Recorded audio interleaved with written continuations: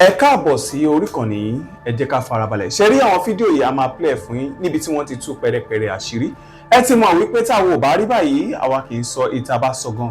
A jẹ́ pa ti ṣèwádìí kúlẹ̀kúlẹ̀ pé ṣé òtítọ́ ni ọ̀rọ̀ yìí kó tó di pé a mú wá sórí ìkànnì yìí fún ẹ̀yin olólùfẹ́ wa láti máa jẹ ìgbádùn gbogbo bó ṣe ń lọ lágbo òṣèré pátápátá. Ẹ wò ó ká má fi ọ̀pá pọ̀lọpọ̀lọ péjọ ẹ̀yẹ ká sojú abẹ́ kó. No ransom, no retreat.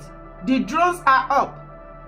The search for abducted victims in Oyo State appears to have entered a new phase as security operatives were seen deploying surveillance drones over suspected hideouts and forest corridors.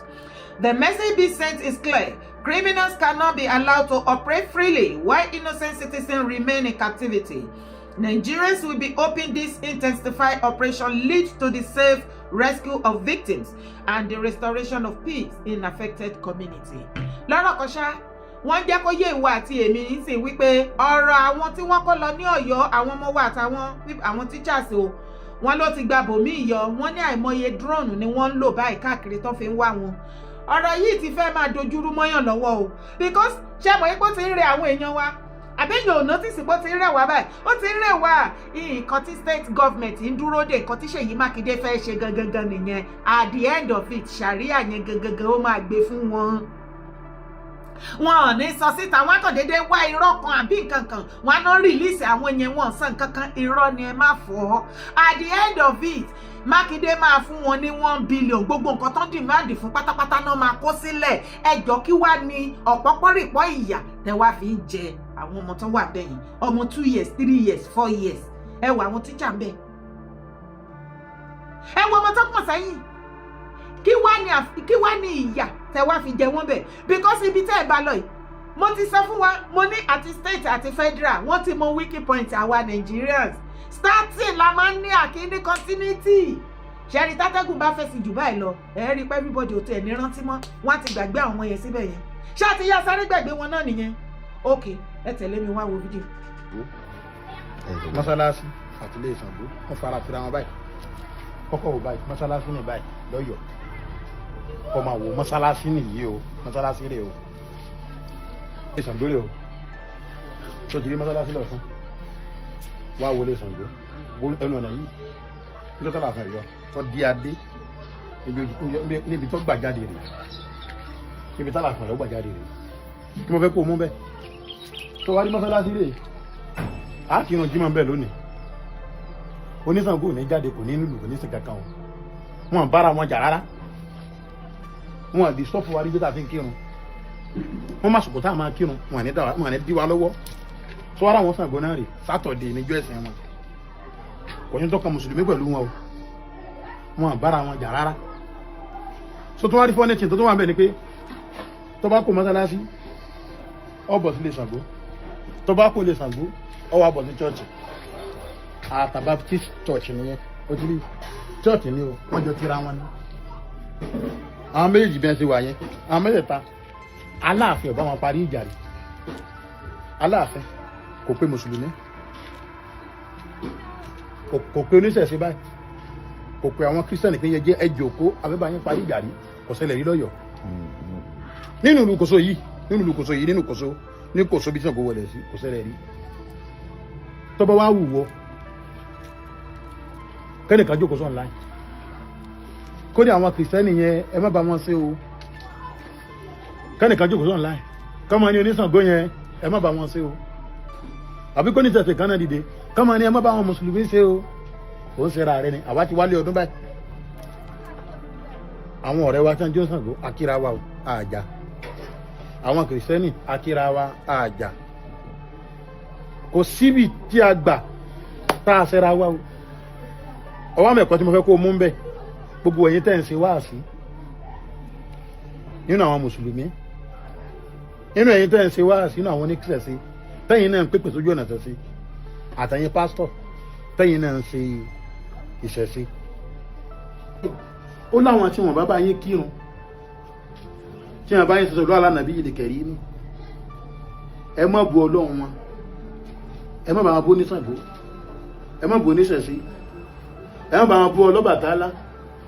Fàyẹ̀súbù lọ́ọ̀ àdìwọ̀n bìgẹ́rì àìlùmí, káwọn náà káàbà máa bú Ọlọ́run ọba yín bìgárì ìlèmí tó lè jẹ́ kí wọ́n nímọ̀ nípa Ọlọ́run ọba yín ẹjẹ́ sọ kíníkà fẹ́yàn fáà tẹ́wọ́n fáwọn oníṣẹ̀ṣẹ̀ ìdìrìndẹ̀ láàfáà mi yóò ní òun náà ń sọ ẹbọ ní ó ṣe kíní kan ni ẹbọ lè yára ya rẹ̀ mọ́ sí àbí ẹjẹ́ sọ kíníkà fún yọ́ máa lè èèyàn ó ní mọ́ búya rẹ̀ tó náà ní yarí o wọ́n bá búya mi ní ìsìn èmi náà fi ń fà kíkọrí tí ń yarí mọ́ lọ́wọ́ fáyẹ̀ túbọ̀ lọ àádìwà bìgárì ilmi kánà mọ́ bú Ọlọ́run bá yín ẹgbẹ́jọba tí ń bú Ọlọ́run tí ń bú àlá tí ń bú ànàbí àwọn náà yarí o àmọ́ èyàn àfáà ẹ má kọ́kọ́ bú wọn kazalika zayyana likulli ummatin amalahu ẹ̀yin mùsùlùmí ẹjẹ́ sọ kìíní kan fún yín lónìí bínú tí wá ṣe ń dùn pé bá ṣe ń kírun àríṣẹ́ṣe bá ṣe sọ́tà látú àríṣẹ́ṣe kùránì ti làákalẹ̀ ó ní gbogbo ọjọ́ kọ̀ọ̀kan oníṣẹ̀ṣe ni oní kìrìsìtẹ́nì ni ó ní sẹ́tà àwọn náà bá ṣe iṣẹ́ wọn gangan jẹ́ ṣe yẹn mọ́ sí lọ́sọ̀ fúnra wọn mọ́ pánlé ó ní ọmọ bàbàrà jù lójú wọn bí ìsìlámù sí bàbàrà lójú wa ó ní ṣẹ̀ṣẹ̀ ọmọ bàbàrà lójú àwọn oníṣẹ̀ṣe ó ní bíbélì ọmọ bàbàrà lójú oní bíbélì o ẹ mọ́ wá bọ́ lọ́wọ́ ká mọ́ bọ́ lọ́wọ́ bá yín o summa ila rabbihim marji'uhum fayunabbi'uhum bima kanu ya'maluna àtúníṣẹ̀ṣe àti mùsùlùmí àti kìrìsìtẹ́nì kódà àtẹni tó lóhùn sí ẹ̀sìn kankan ila rabbihim marji'uhum ọlọ́ọ̀bá tó ní ayé tó lọ́run ọdún ẹ̀lá padà sí o fayunabbi'uhum bima kanu ya'maluna àfá ojú òkú báyìí mọ́mọ̀ ní iṣẹ́ tó ṣe rẹ̀ o ọgbọ́ kìrìsìtẹ́nì ojú òkú báyìí mọ́mọ̀ ní iṣẹ́ tó ṣe rẹ̀ o oníṣẹ́sẹ̀ ojú òkú báyìí mọ́mọ̀ ní iṣẹ́ tó ṣe rẹ̀ o home of peace láyé inú ìlú kòsó yìí ni àbára wa jà kódà ìjà tó sọ kìnnìkan lónìí àwọn oníṣẹ̀ṣẹ̀ pọ̀ kẹ́kì ní mùsùlùmí àrùn ọba aláwọ̀ tó ti kéwú nígbàtí ò sí já àyí àfáà kọ́kọ́ ẹpolongo wà náà Ṣàngó Olúkòso ọkọ ya àkàtà yẹ́rìyẹ́rì iná lójú iná lẹ́nu dára wálé bíná bá yọ lẹ́nu ẹ gbogbo èèyàn sá fún ẹ o ṣé ń gbọ́ ṣó yé yín ṣé fídíò yẹn yé yín ṣe rí nǹkan tó ṣẹlẹ̀ nínú Ọ̀yọ́ Aláàfin wáyé pàṣẹkẹrẹ má dé ọmọ Àtìbà wọ́n jẹ́ ká rí inú ilé ibi tí gbogbo ẹni tó bá ti jẹ ọba Aláàfin ibi tó ti máa jáde wọ́n bá ti wọ inú ilé Ṣàngó Olúkòso ọkọ ya àkàtà yẹ́rìyẹ́rì agbára pọ̀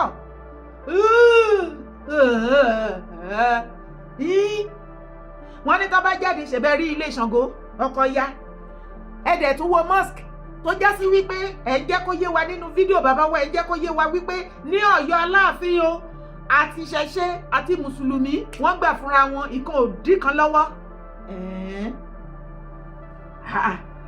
ẹ tún tẹ̀síwájú ẹni tó bá dọjọ́ Jímọ̀ tó ń pèrun kò ní sọ ní ṣẹṣẹ kankan tó máa lọ bẹ̀ tó máa disturb wọn ẹni ṣẹṣẹ mùsùlùmí náà ni wọ́n lẹ́yìn kan wọ mosque kan sì kírun ẹni tó bá wá di Saturday táwọn náà bá ṣèṣì tiwọn ẹ láwọn onímùsùlùmí náà wọn kì í disturb wọn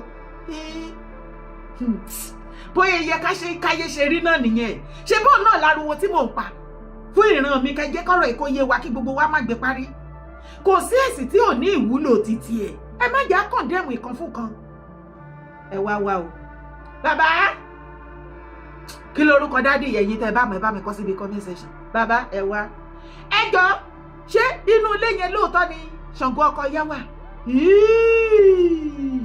tó jẹ́ sí wípé bàbá wa Aláàfin wọn lọ máa kí wọn lójoojúmọ́ àbí wọn kàn lè dúró lẹ́nu ọ̀nà láì wọlé pé mo kí yín Ṣàngó ọkọ yá àbí kankan ẹ jọ ṣé Ṣàngó ọkọ yá nínú ibẹ̀ yẹn kò padà mọ̀ kò gbọ́ wípé wọ́n kó àwọn ọmọ lábẹ́ wọn ṣé Ṣàngó ò mọ̀ pé wọ́n ti kọ́ ọmọ lọ́yọ̀ọ́ ni ẹ rọmọ àkọ́kọ́ lẹ́yìn ìyá tíṣà ráwọn ọmọ 2 years 3 years tó ń sùn lẹ́lẹ́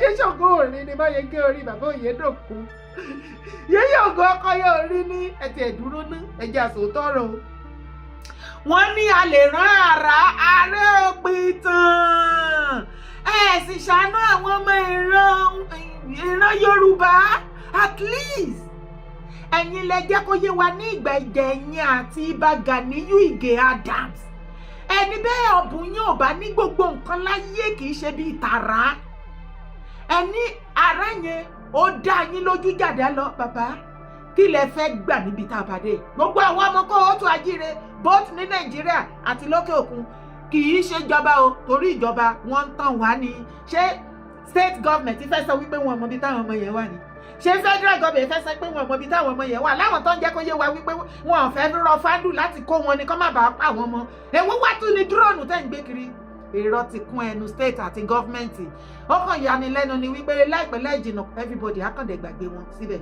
mo ti sọ pé starter la máa ń ní a kì í ní continuity ṣé kò ti ń rẹ everybody báyìí ó ẹni bá ló mọ̀ àwọn fábílì wọn ló kù báyìí.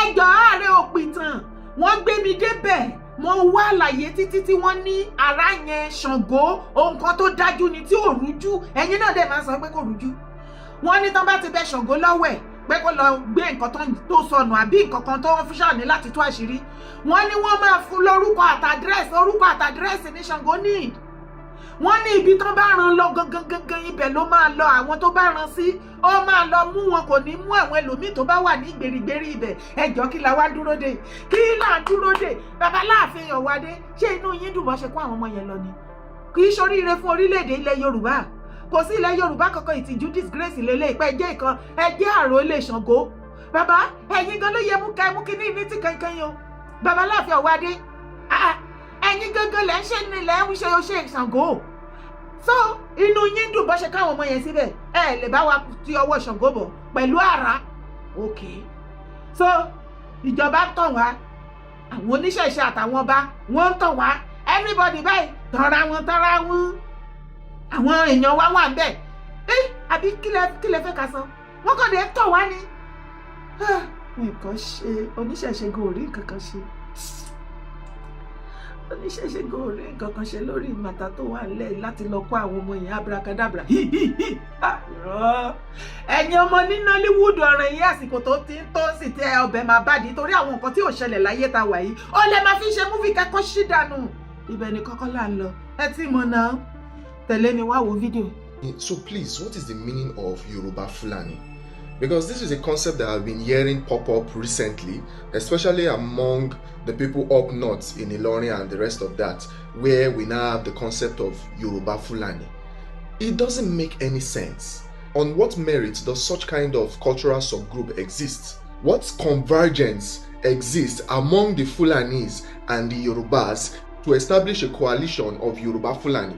When we look at our cultural elements, when we look at our biological encoding, when we look at our geography, and if we look at particularly our history, we have nothing, absolutely nothing in common or anything that should indicate that there should be anything that will exist as Yoruba Fulani. And the reason why I think this conversation is incredibly important is because as a collective, we are under a very serious existential threat and we don't know it yet. It has been in existence for the longest of time as an ideological warfare, and especially now, it has become a war front physical warfare. And if we do not gather ourselves to identify the threats appropriately and find a measure to counter it, we are at the risk of losing every bit of our cultural heritage and becoming subjugated to a very malicious force. When we look at the current security unrest which has rocked the southwestern Nigeria where the Yoruba country lies, we might want to think it's an isolated event. For instance, the attack by Fulani bandits that has been on the news recently, and the constant terror attack that has been going on in Kwara for so long, where villages and settlements are evacuating just because of the threats to their life, we might want to think this is an isolated event, that we are so unlucky in this generation to be faced by this kind of scenarios and this kind of security issues. But in actuality, these are all circumstances that have roots in an over 300-year-old historical phenomenon. And it began with the Fulani expansionists concluding that everybody within the Yoruba country are all pagans and they want to expand their territory to this region and subjugate these people just the way they subjugate the Hausa people. And because of that, in the 19th century, shortly after they were able to bring the Hausa kingdoms to their knees, they began their expansionist movement southwards.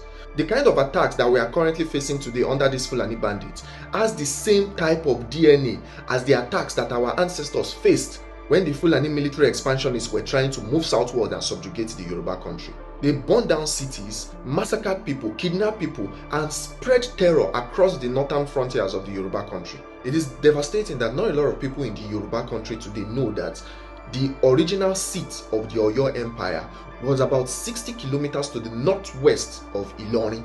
Look at this map now and see where Oyo Ile was.